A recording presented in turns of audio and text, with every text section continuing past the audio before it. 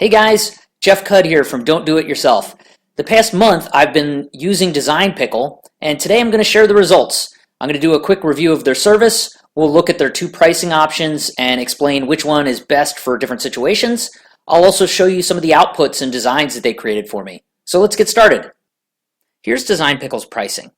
The way unlimited graphic design works is you can put in a request for a blog post image, an infographic, a business card, any type of design request. And for a fixed monthly fee, you can submit as many requests as you want in a given month. Now, there are two types of plans, the standard plan and the pro plan, and the big difference is how fast those designs are going to be turned around. So with the standard plan, it's typically a 1 to 2 day turnaround, and usually the designer works in the evening, overnight, whereas the pro plan, the designer's hours are usually lined up with the US, and the designer's working during the day. You can interact with them back and forth. They have Slack integration as well, so if you want to chat directly with your designer, you can do that right in Slack, and you're going to get a higher output with Pro. But for most bloggers and small businesses, standard output is more than sufficient. For agencies that are working on designs for a number of people, Pro output is probably a little more appropriate. So now let's jump in and look at the Design Pickle user interface and how you would submit a design. So I'm going to go ahead and just type test design here. One of the nice things that Design Pickle does is based on keywords that you put in here, it'll default some settings for you. So I'm going to say design blog post, and it's going to trigger some things based off the word blog.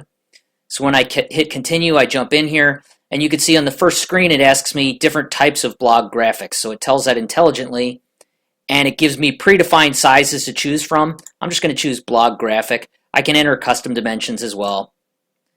And then I have a couple of brands set up, and by brands, what I mean is I can set up my design template, the styles, the fonts, the colors, and things like that I want. So it helps the designer get a jump start. And then you specify what you want your design to look like. So for purposes of this conversation, I'm going to keep it simple and just say this is a blog post, make it pretty and blue. We'll skip over some of these other settings now. You can request stock photos if you want those included. I'm going to say no. And then you can review your request here, make any last minute changes. A couple of the nice features are you can choose the file types that you want to get. So for this, I'm just going to leave it as JPEG. I can get the source files. So let's say I want the original Adobe Illustrator files. And there's a queue of other requests, so I can choose whether this is a priority item and I want it to go to the top or whether it should go to the bottom. And if you have worked with more than one designer, you can choose a preference. So I have two designers I've worked with. So let's say I want to choose Natalia for this design. When I hit send to my designer, it'll be sent to her and she'll start working right away. Once you've submitted your design, it goes into the queue. We're going to take a look at some of the delivered designs that we had created here. So this is an infographic with infographic spelled the wrong way. That's my fault, not Design Pickles. We'll drill down here. We'll take a look at the image. So you can see they created this infographic for me, very pretty. We'll close out of that. You can also see the full conversation that we had here. So I can drill down. If I click on anybody's name, you can see this is what we specified in this request. And the designer turned it around, they gave this image. If I have any revisions, I can type it right here and hit reply, and that'll get fed directly to the designer. And finally, I want to show you some of the results that Design Pickle turned around to me over the past month. So I actually had them create the illustrations for a review of their own service. They did not know that they were creating illustrations for their review, but I think it turned out really well.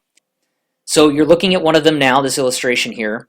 I'll scroll through this review that I wrote up, and you can see a couple more illustrations. I typically like to create custom images for different headers within a blog post. You can see I had them put in some of their clients. They have some pretty big clients like Infusionsoft and Unilever. And I detail more of the pros and cons of their service. So I'll put a link to this review underneath this video if you want to look at the pros and cons and see some of these examples in more detail. I also had them create some illustrations for another blog.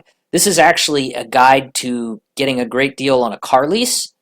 So each one of these illustrations lines up with a heading in that guide. And I think these turned out really well as well. Another image. And finally, my team and I created an ebook on hacks to get the most out of unlimited graphic design services like Design Pickle. So we've used a variety of different providers at this point, and we've gotten pretty good at getting the highest number of design requests done in a given month and getting the best quality output. So we decided we wanted to share this information, put it into a free guide. If you're interested in getting that, it's on this review post. I'll put a link underneath this video, and you can go and get a free copy. We hope it helps you get the most out of your unlimited graphic design provider. And I hope you enjoyed this review of Design Pickle. Thanks.